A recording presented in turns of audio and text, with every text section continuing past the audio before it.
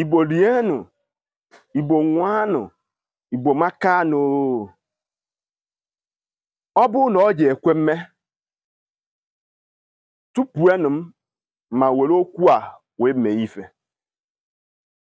Ọ ga-amasị m ka emekentun Igbo National Confab and Igbo Devolution. Ebe anyị nwa bụ ndị Igbo, ma ọ nọ n'ụzọ ije, ma ọ nọ n'ụlọ, ga-agbakọta ọnụ kpaalụ maka ọdịmma na aganiru ndị Igbo. Ọ ga-amasị m ka anyị nebatụ anya na onye Igbo ile nwanne ya in the name of ihe nlite maọbụ ihe nketa. Ya bụ ihe onwekwara ihe ga-agbasata politics na ya bụ ife. Nke abụọ, ka anyị nebatụ anya n'ihe gbasara Igbo culture and tradition.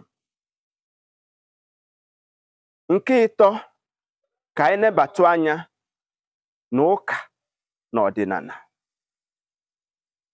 Nke ịnọ, anyị na-anya ka anyị ga-esi were mee gịnị, bịakọta n'igwe, were ofu obi, were ofu onu, were na-eme ihe.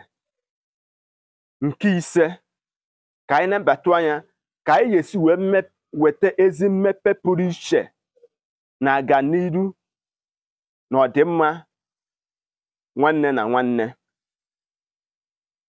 Nke isii, ka anyị nebatụ anya ka anyị ga-esi were wepụ aka enwe n'ofe n'ọtụtụ omenala ụmụnne anyị na-eme n'ezighị ezi. Nke ịsatọ, ka anyị ga-esi wee mee gịnị, call for the peace, progress and unity of ndị Igbo.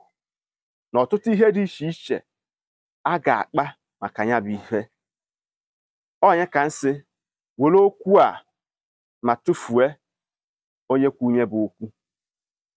Ụmụnne m ndị Igbo, ihe m na-ekwu bụ ọnụrụ na kaara ibe ya, maka na ihe anyị bịa bụ ka anyị dozie ife mebiri emebi, maka na ọ bụ okwu ekwuchara nwe iyi.